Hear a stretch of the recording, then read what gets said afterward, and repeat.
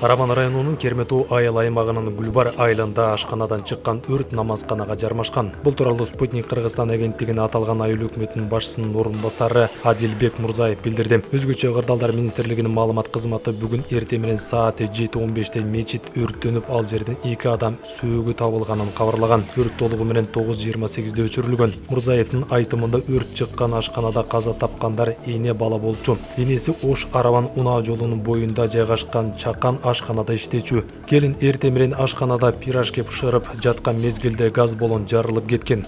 Кырсыктын кесепетинен 36 жаштагы аял жана анын 9 жаштагы уулу каза болду. Ашканадан чыккан өрт жанаша жайгашкан намазканага да өткөн. Учурда эне баланын сөөгү Ош шаардык соттук медициналык экспертиза бөлүмүнө алып кетишти, деди Мурзаев.